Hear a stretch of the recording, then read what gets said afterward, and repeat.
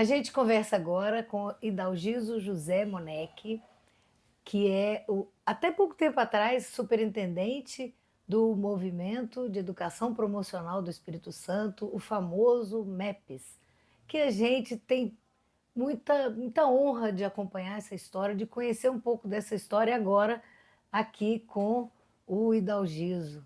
Idalgiso, você é bem típico, né? Sua família veio da Itália, seu bisavô veio da Itália, e então essas histórias dos italianos você acompanha de dentro de casa, né? As alegrias e as dores Sim, sim, de sim. dentro de casa. Pois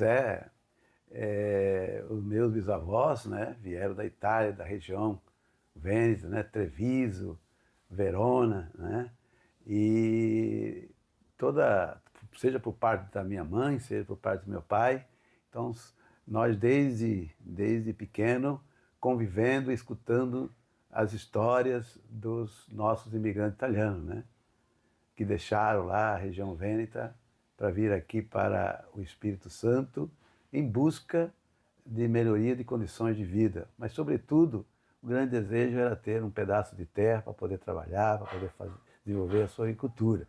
Então, convivi muito com meus avós, que falavam dialeto italiano. Então, até hoje, então, por isso, nós aprendemos várias palavras aí no dialeto italiano, né? Então, minha história está muito ligada aí à história da imigração italiana, né?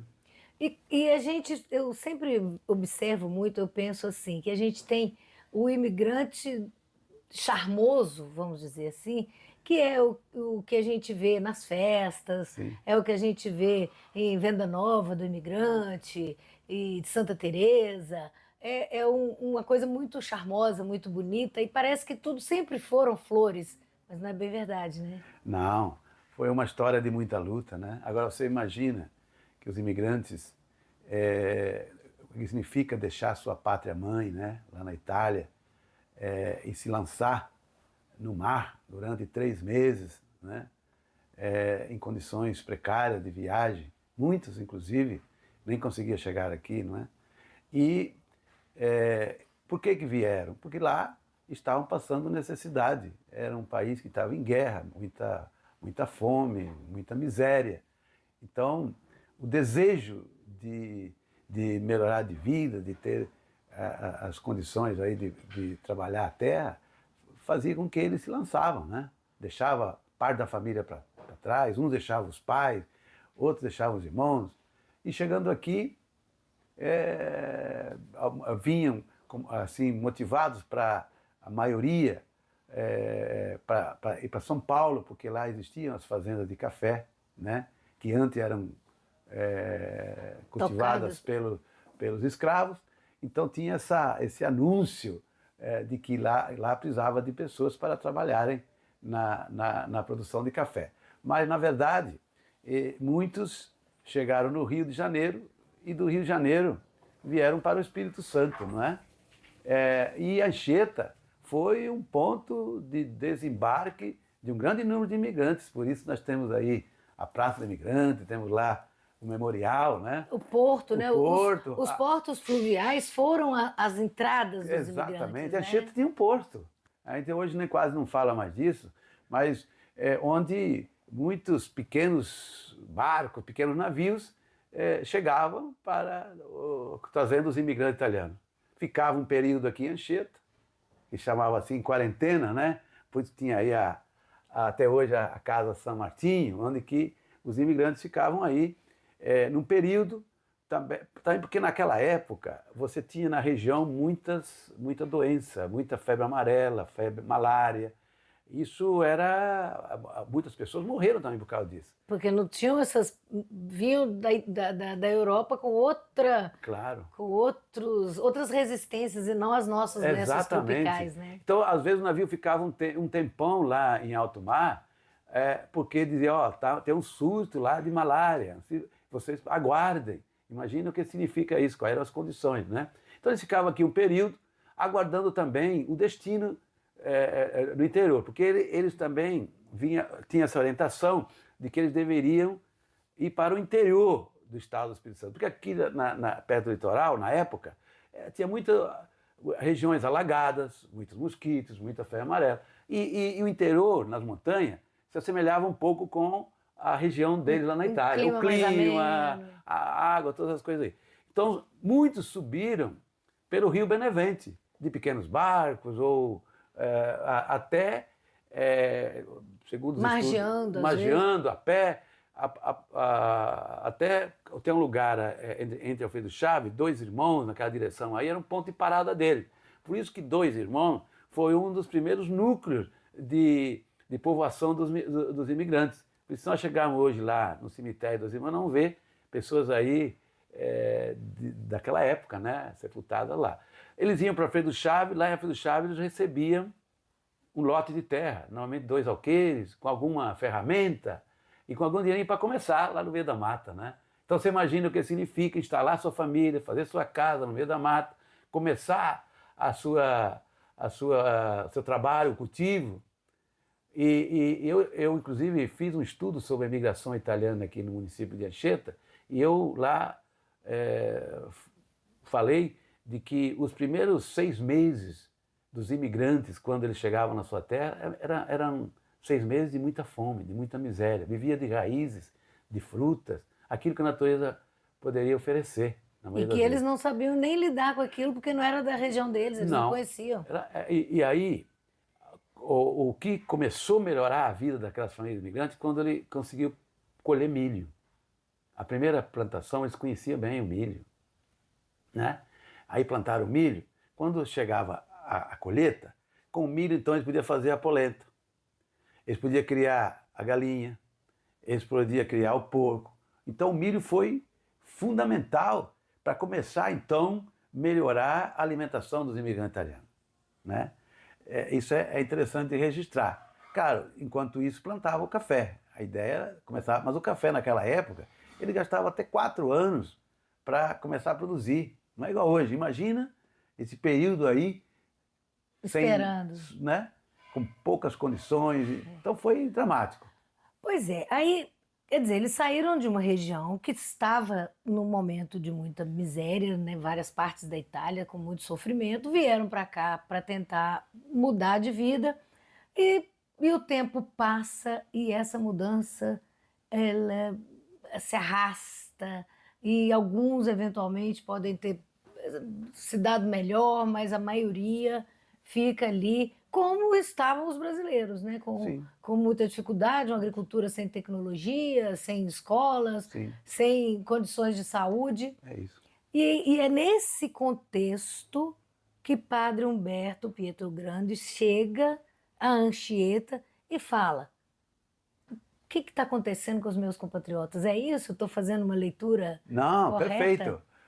Imagina, o Padre Umberto, da região Vêneto, de Pádua, né? Ele veio para Rio Grande do Sul para terminar seus estudos de sacerdote, né? De padre.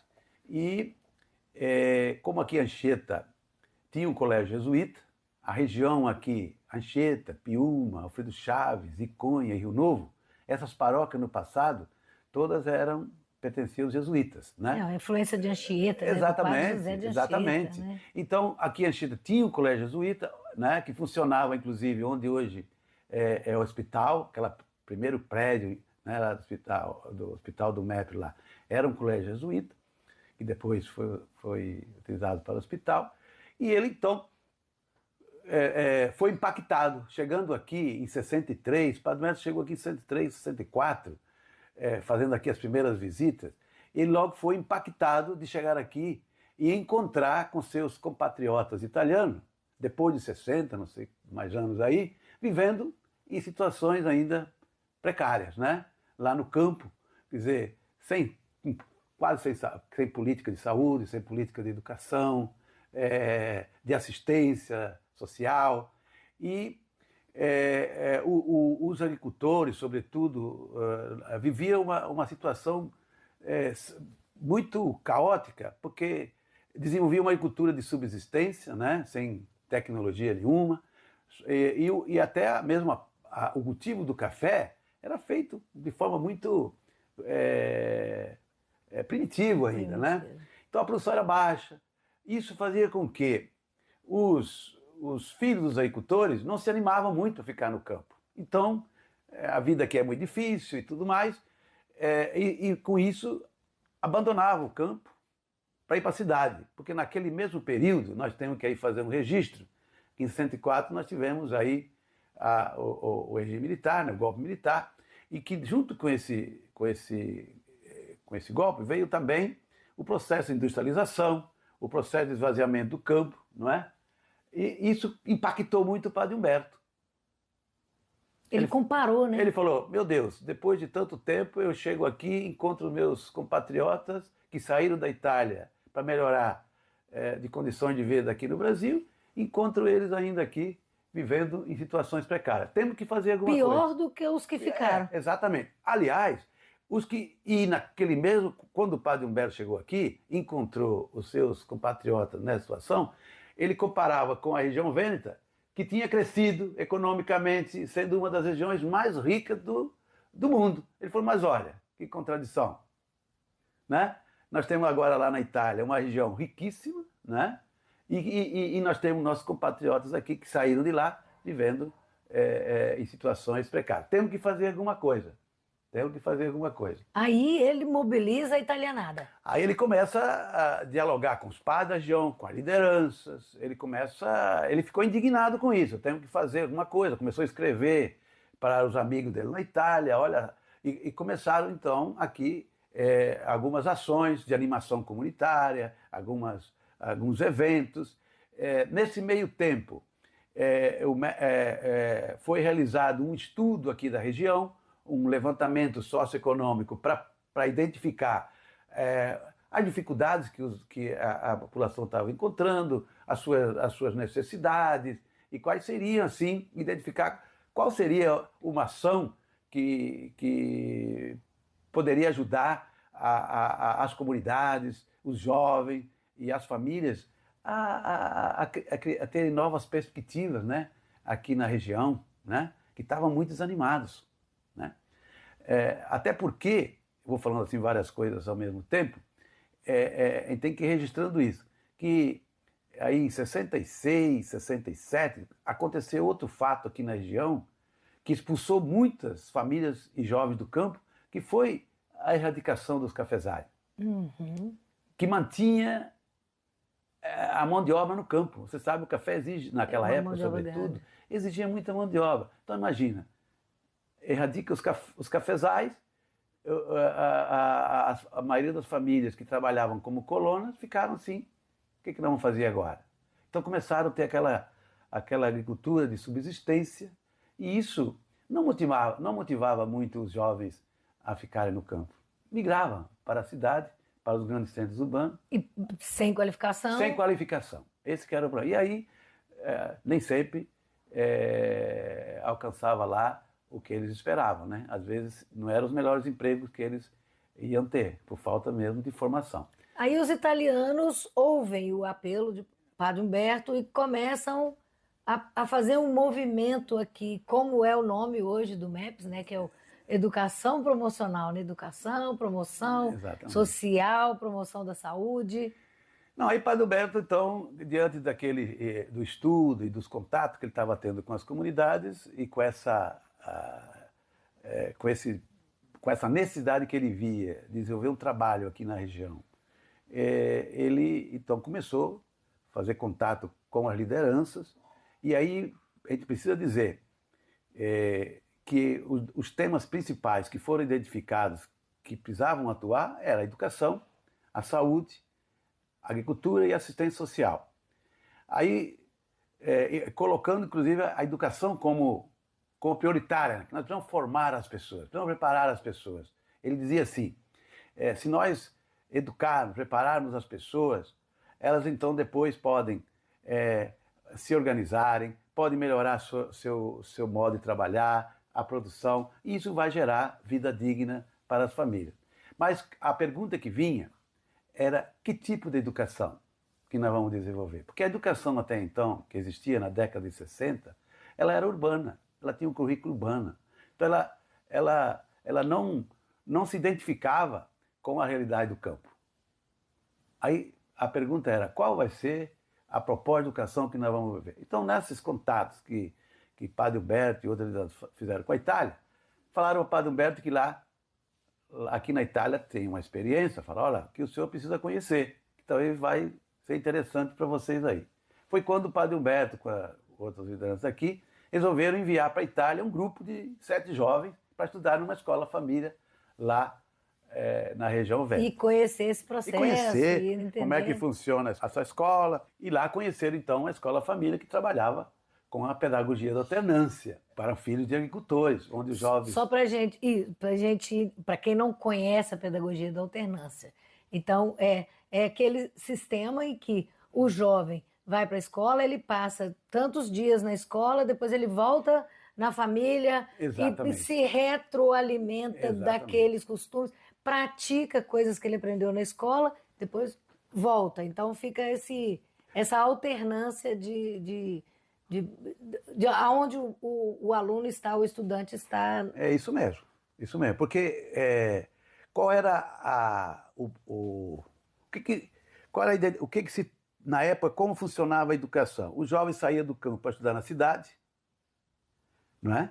Aí, como a escola da cidade, ela não se identificava e não trabalhava a realidade do campo, na medida que os jovens iam estudando, eles iam perdendo a sua identidade e vínculo com a sua realidade. Isso impactou muito o Padre Humberto, falou, mas que educação é essa?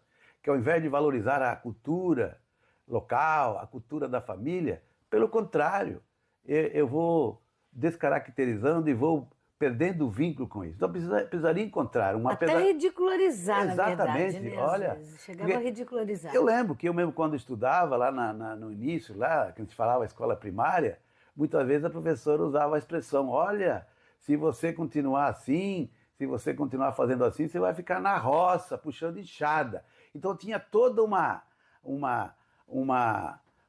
desvalorização do campo, né? Fica no campo só aqueles que não estudam, o campo não precisa de conhecimento.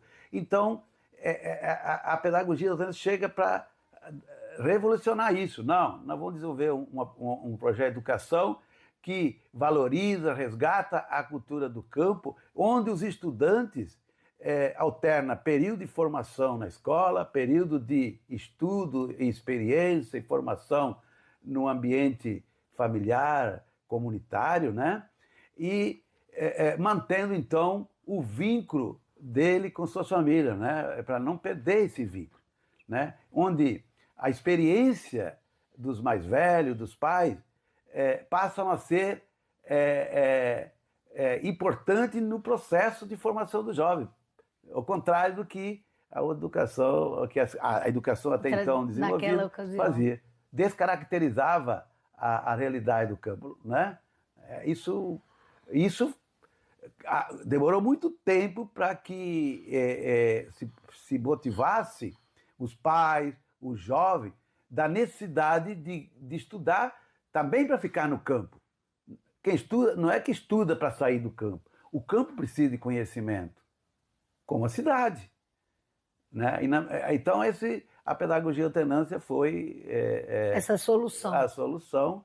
E aí, esse grupo que foi estudar na Itália, enquanto esse grupo estava estudando lá, aqui continuaram os trabalhos de divulgar aqui nas comunidades e preparando um pouco esse ambiente. E eu gosto de citar um fato de que Padre Humberto, com essa ideia de desenvolver um projeto de educação diferente para o campo, para o jovem do campo, que valorizasse a cultura, que resgatasse a cultura do campo e mantesse o vínculo lá, ele um dia ele foi procurar João Martins, que era uma liderança, sempre foi até hoje, uma liderança comunitária lá de Rio Novo do Sul, para falar para ele dessa ideia. Encontrou com o João Martins indo para Cachoeirinha, o Padre Humberto de jipe e o João Martins vindo a cavalo, e no meio do caminho o Padre Humberto parou para perguntar onde ficava João Martins, que ele estava procurando, e falou, sou eu, João Martins. E aí Padre Humberto então contou, é isso que nós estamos falando aqui, precisamos desenvolver uma educação, um projeto aqui, diferente para o jovem do campo. João Martins ainda um pouco meio desanimado, porque na época tinha muito desânimo e tudo. Uhum, desânimo estava para todo lado, né? Depois de algum tempo, o padre Humberto convenceu o João Martins da importância do trabalho, e João Martins disse: se é para fazer esse projeto de educação que o senhor está dizendo aí, diferenciado para o campo, com essa propósito, pode contar comigo. Ele deve ter muito orgulho disso, né? Tem, até no local onde ocorreu esse encontro, tem lá um monumento que diz assim: aqui nasce um sonho, né? E foi lá então esse sim de João Martins, ele foi determinante para Padre Humberto, acho que era o que faltava. Não, então eu estou certo, vamos tocar isso para frente, não é? Aí então, quer dizer, isso nós estamos, as primeiras escolas surgem em 1969, né? Sim. Em Anchieta, em Rio Novo e Alfredo Chaves. Então nascem as primeiras escolas família, mas ao mesmo tempo estavam acontecendo ações na área de saúde, como formação de parteiras, de líderes de saúde. Isso. Então, quer dizer, os italianos já vão se movendo, os italianos vêm, vamos dizer, num segundo movimento. Num segundo movimento, eles vêm para trazer isso, para trazer essas ações de saúde, de assistência social, de educação, né? E, naturalmente, promoção de mais tecnologia na agricultura. É isso. Né? De formação. Então, aí tem um fato interessante, que esse grupo que foi estudar na Itália, durante 2 anos, eram 7 jovens, um faleceu lá no final do primeiro ano. E o Mário Giuliani, nosso saudoso Mário Giuliani, que era professor daquela escola lá da Itália, a Escola Família da Itália, veio trazer o corpo aqui para o Espírito Santo, de navio cargueiro e tal. Chegando aqui, encontrando com o padre Humberto e sabendo dessas discussões que estavam fazendo aqui, então o Mário Giuliani ajudou o padre Humberto e o grupo que estava discutindo aqui a entender melhor esse projeto, né? Como deveria funcionar esse projeto de Escola Família. Com a experiência lá da Itália. Ele era professor lá, dos jovens. Quer dizer, conhecia por dentro a Escola Família. Aí foi solicitado a Mário Giuliani que fizesse um primeiro esboço aí de como seria esse projeto de educação com a pedagogia da alternância, que nós falamos agora há pouco. Quer dizer, pegou, o padre Humberto tinha uma ideia. Aí chegou um cara que conhecia. Aí pediu o padre Humberto que fizesse lá o primeiro esboço. Pediu a Mário que fizesse o primeiro esboço. Mário fez, apresentou para um grupo de liderança aqui da região, e aí então a vida do Mário acendeu aí os ânimos do grupo do padre Humberto e João Martins e outras lideranças, os padres aqui da região e outras lideranças, para esse projeto novo de educação do campo que estava para nascer. E aí, então, depois Mário voltou para a Itália. No final de 2 anos, Mário se animou e veio junto com o grupo de jovens que tinha estado aqui para o Espírito Santo. Então, isso foi no final de 68. E em 69, começou então a primeira experiência, a primeira escola de pedagogia da alternância do Brasil e da América Latina, aqui em Anchieta. A gente tem que falar isso com muito orgulho, lá na comunidade de Olivânia, em um prédio antigo que estava lá, que tinha funcionado como um educandário lá, acho que da LBA, coisa assim. E aí começou a primeira experiência. Logo na sequência veio a escola de Alfredo Chaves, Escola Família de Alfredo Chaves, e depois Rio Novo do Sul. No mesmo ano, as 3 escolas. Né? Aí e junto com isso, porque, como disse antes, as questões, faltava tudo, né? Faltava saúde, educação, assistência social e cultura. Junto com isso começaram os trabalhos também de saúde. Saúde. Primeiro com as parteiras, orientando as parteiras, porque naquela época só tinha um médico aqui na região, que era o Dr. Danilo Monteiro de Castro, que atendia toda a região, vocês imaginam, a cavalo. Né? Então, era bem complicada a situação. Então, aí começou esse trabalho com as parteiras, né? Da primeiro socorro, dando as primeiras orientações. Depois, foi feito um trabalho com as líderes de saúde, chegou a ter mais de 30 quase 40 líderes de saúde, atuando aqui na região, com mini postos de saúde no interior, Duas Barras, outros. Olha bem, isso aí, naquela época não se falava ainda de estratégia da saúde da família, mas o MEP já estava fazendo. Não existia SUS, mas o O MEP MEP já estava estava fazendo. No final da década de 60, o MEP já estava fazendo aqui em Anchieta um trabalho de estratégia da saúde da família, ou da saúde comunitária, né, digamos assim. E logo depois de feito esse trabalho, com as líderes, com os mini-postos do interior, então entendeu que era necessário ter um hospital, né, para dar um suporte a esse trabalho lá nas comunidades. Maternidade, principalmente. Começou também, né? com maternidade, né, porque era uma situação grave, a mortalidade infantil era altíssima naquela época. E de mães também. Muitas mães provavelmente. morriam também no parto. Então essa era a realidade daquela época, né? Então, bom, mas o MEP não parou aí. Mas ainda aí nessa época surge a necessidade de se ter uma governança, né? Sim. Para isso acontecer. Aí que nasce propriamente dito o MEPS. Até então eram coisas, ações acontecendo, né? Eu esqueci, porque enquanto estava se discutindo aqui essas ações de saúde, educação e ação social para as comunidades, depois desse encontro que o padre Humberto teve com o João Martins, que animou esse projeto, começou então se discutir em cada município isso. Foi criado nos municípios aqui de Iconha, Alfredo Chaves, Rio Novo, e Anchieta, acho também Piúma, uns pequenos comitês. Na época ele falava, os comitês para começar a discutir a situação, a realidade das comunidades e o que vão fazer, né? Nesse trabalho aí, foram também desenvolvidas várias ações comunitárias para animar, para conhecer melhor. E aí começou também a discutir, a se perceber a necessidade de ter uma instituição que pudesse coordenar essas ações que estavam começando a ser desenvolvidas na região. E aí, então, que em 68, né, no dia 26 de abril de 1968, foi fundado o MEP.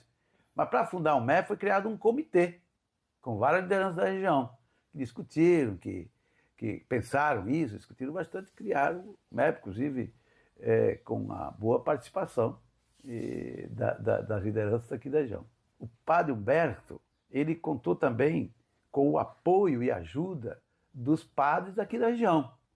Em Rio Novo do Sul era o padre João Confa, que nós falávamos assim, que pegou para construir a escola de Rio Novo do Sul, que era assim, a prefeitura doou o terreno, mas a construção da escola foi feita em mutirões. E o padre João mesmo ia lá pela BR-101 com as comunidades lá para fazer pedágio, para arrumar dinheiro para construir a escola. Imagina. Também a Alfredo Chaves, a escola foi construída em mutirão, um doando material, outro doando serviço. E os padres, as lideranças comunitárias se envolveram nesse processo de criação do MEP, mas também de criação das escolas famílias agrícolas, o projeto de saúde, e mais tarde também veio o projeto das creches. Eu fico imaginando aquele pessoal que estava desanimado e o sangue começou a circular com outra força e eles ganharam outra vitalidade, né? Com esse movimento. Quer dizer, não é só o surgimento da escola, é toda uma mobilização da sociedade em torno de uma esperança de mudança. É isso aí. Né? Então, nesses quase 60 anos, né, que o MEPS já vai completar daqui a pouquinho, como está o MEPS hoje? O MEPS chega em 2025, nós podemos dizer, com um balanço, se assim que podemos dizer, muito positivo sobre os impactos da sua atuação em todo o estado do Espírito Santo, né? Formando milhares de jovens que muitos deles talvez não teriam nem estudado, nem permanecido no campo, né?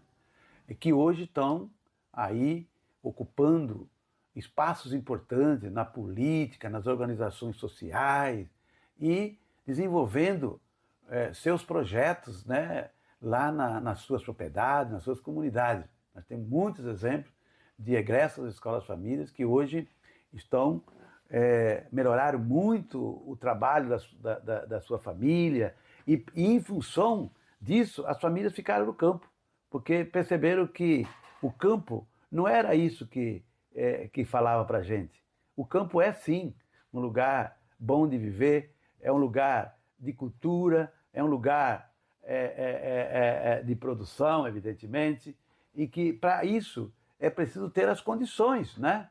É preciso ter pessoas preparadas, é preciso ter assistência técnica, é preciso ter as políticas de apoio, né? Como agora a gente percebe que temos aí várias políticas de apoio aos jovens do campo, agricultura familiar.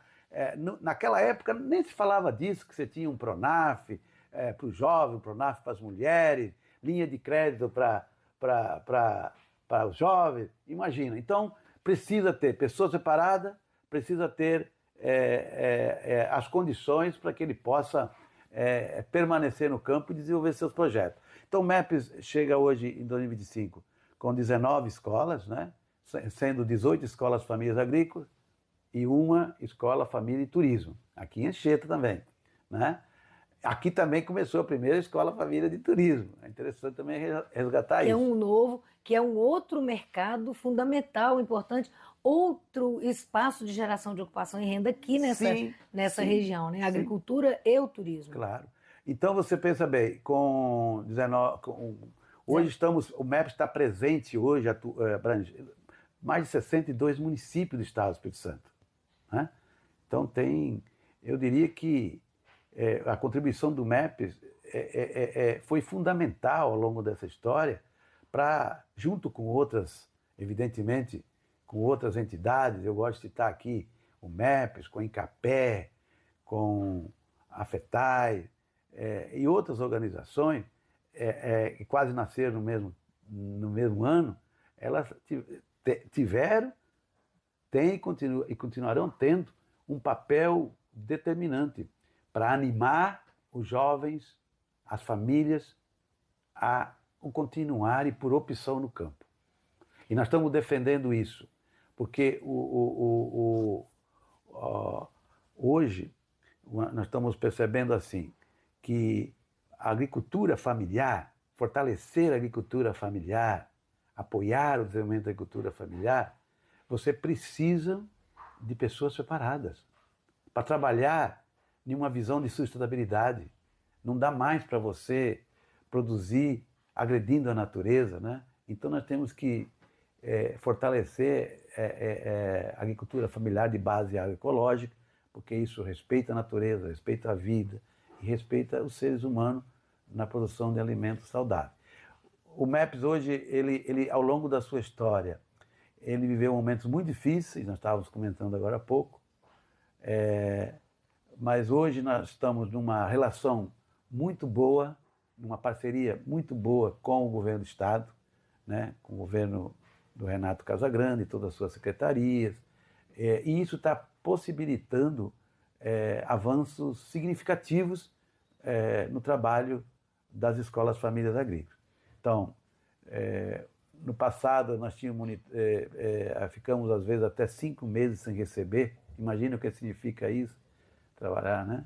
Com salário pequenininho. Hoje, graças a esse apoio, essa parceria com o governo do Estado, os monitores estão recebendo em dia, o salário equiparado ao salário dos professores do Estado.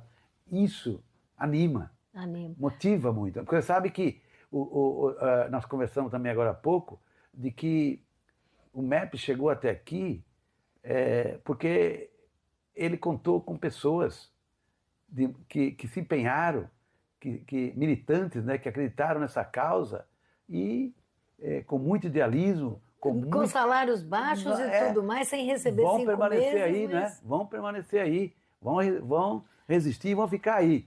E chegamos até aí graças a isso. É claro, nós não podemos deixar de destacar as parcerias, né? Sempre foi fundamental as parcerias que o MEPES teve com as famílias, com as comunidades, com o poder público municipal, com o poder público estadual, com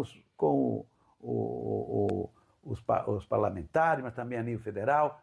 o MEPS é um projeto que se desenvolveu em parceria e continua se desenvolvendo em parceria. Nasceu e cresceu dessa forma. É. Mas eu queria, assim, para a gente fazer um resumo pequeno, curto, pode até parecer um pouco simplista, mas eu queria que você valorizasse para nós, mostrasse qual foi o papel dos italianos nessa virada, o papel dos italianos nessa mudança, nessa implementação dessa mudança concreta na realidade desses municípios onde ele atua, o MEPS atua. Pô, veja bem, nós já falamos que, primeiro, o MEPS surgiu por iniciativa de um padre italiano, que é o nosso saudoso padre Umberto Pietogrande, né? Nós já falamos, chegou aqui, foi impactado com a realidade daqui e começou a trabalhar para criar novas perspectivas de vida para as populações, né? Então já falamos antes como é que tudo isso se deu. Mas aí, para isso dar certo, ele contou com a ajuda dos seus amigos italianos. Já falamos, Mário que veio, depois veio o Sérgio, depois vieram outros italianos trabalharem aqui, colaborarem com o Padre Humberto. Tivemos aí vários italianos que trabalharam no MEP, nas escolas, na saúde, nas creches. Então esse encontro, né, dos italianos da região do Vêneto com os seus compatriotas aqui depois de 60, 70, 80 anos, nessa troca de experiência, isso foi fundamental para o MEPS se inserir nesse contexto capixaba, né? De mudança da qualidade de vida.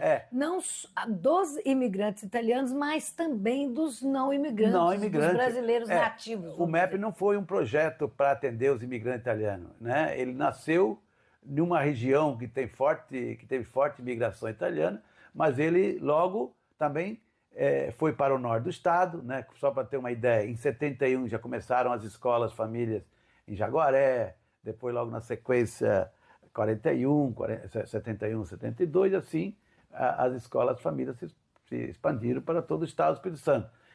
Nasceu aqui numa região de forte imigração italiana. E os italianos que chegaram aqui contribuíram para que nós brasileiros que aderimos a esse projeto pudéssemos também se interessar por essa causa, não é? Dizer, nós precisamos fazer alguma coisa para melhorar as condições de vida dessa população e estamos até hoje com esse propósito, né, de contribuir com as ações do MEP na melhoria das condições da população, na saúde, na educação, na ação social, no desenvolvimento da agricultura familiar, sobretudo sustentável, né, agroecológica, e, enfim, para levar uma vida digna para as famílias. Esse é o propósito do MEP, né? E estamos aí já há quase 60 anos. E o MEP está num momento assim de expansão. Por incrível assim, tem outros pedidos de novas escolas aqui no estado do Espírito Santo. O MEP está sendo solicitado para colaborar com a expansão de escola também em outros estados. E hoje a pedagogia da alternância, que nasceu aqui em Anchieta, em 1969, hoje está presente em 19 estados do Brasil, né? E com quase 300 escolas, né? Então é um movimento grande hoje a nível nacional. E inclusive esse movimento a nível nacional hoje é coordenado pela Unefab, ou representado aí pela Unefab, onde eu faço parte também da diretoria, já fui presidente, e estive a semana passada no Maranhão, no Piauí, e a gente percebe como que esse projeto está dando certo e com muitos resultados em todos os estados do Brasil. A pedagogia de alternância é uma proposta pedagógica que deu certo, está dando certo e crescendo. E o que é mais importante, a gente tem que registrar, que hoje a educação do campo com a pedagogia de alternância está sendo reconhecida, né? Foi reconhecida a nível nacional, teve uma resolução do MEC, né, da diretriz da pedagogia da alternância. As escolas famílias, a partir de 2014, 2015, foram inseridas no Fundeb, né? Recentemente, os estudantes da ZEF também foram inseridos no programa Pé de Meia, não é? Também, hoje tem uma lei na LDB que regulamenta a educação com a pedagogia da alternância. Agora nós estamos animados porque vamos ter um outro programa que será lançado que chama o Pronacampo. O Pronacampo é um programa importante de fortalecimento da infraestrutura das escolas do campo. Então nós estamos num momento assim muito bom. Estamos nesse momento discutindo também a realização de um seminário internacional da pedagogia alternância previsto para acontecer em novembro. Aonde? Aqui no Espírito Santo. Nós estamos ainda vendo o local, mas até segunda-feira já definimos, para comemorar os 90 anos da pedagogia alternância no mundo, que nasceu na França em 1935. Estamos também discutindo um programa de intercâmbio com Moçambique, que também tem mais de quase 20 escolas família lá. Então, e o MEPS teve um papel no início da Escola Família lá em Moçambique. Eu estive, por exemplo, em Moçambique em 91, muito me orgulho isso. E agora já tivemos um intercâmbio no passado com Moçambique, agora estamos retomando. E o que nos anima é que, depois de todo esse tempo, nós estamos com as escolas com muita demanda de estudantes, algumas não conseguindo atender todas as demandas, e com um fato interessante, aumentando o número de meninas. No passado, as primeiras escolas, como nós já conversamos hoje, eu sou egresso da Escola Família, né? Por isso eu falo com muito orgulho que a história do MEP também é a minha história, né? E das escolas família. Eu estou desde 71 envolvido nesse projeto de educação do campo com a pedagogia alternância, com as escolas família.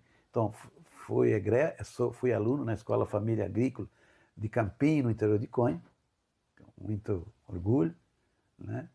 E então é muita história aí. É isso aí. Então, olha, vida longa ao MEPS, vida longa às escolas família, vida longa à pedagogia da alternância e que se espalhe cada vez mais. Muito obrigada, Hidalgis, por nos conceder o seu tempo tão precioso. Não, Uma tranquilo. pessoa cheia de coisas para fazer, cheia de planos aí, e nos conceder esse tempinho para poder falar um pouco dessa sempre muito história. bom falar do MEP. O difícil é falar em pouco tempo dessa longa história, né? E nós que fazemos parte dessa história, fica mais difícil ainda, porque a gente lembra de muitas coisas, né? E aí a gente não poderia deixar de registrar aí, claro, sempre a presença do padre Humberto, nosso saudoso padre Humberto Petogrande, que depois de ter feito tudo isso aqui no Espírito Santo, ele foi para o Piauí e lá fez tudo o que fez aqui. Começou do zero lá. Ele ficou mais ou menos, ele viveu no Brasil, a metade do tempo dele foi aqui no Espírito Santo, né? Onde criou o MEF, aqui. Depois foi para o Piauí, criou lá as escolas de famílias agrícolas, o hospital, as creches, os trabalhos sociais. Então lá, visitei duas semanas atrás, eu estive lá e nós somos, como diz, lá se chama FUNACI. Aqui é MEP, lá é FUNACI, Fundação Antônio Siviero, e aqui é o MEP. Nós somos duas entidades irmãs, né? Muito bem. Mas eu precisaria dizer ainda uma coisa, que nesse trabalho do MEP temos que registrar que o MEP foi o pioneiro também em começar com as creches aqui em Anchieta.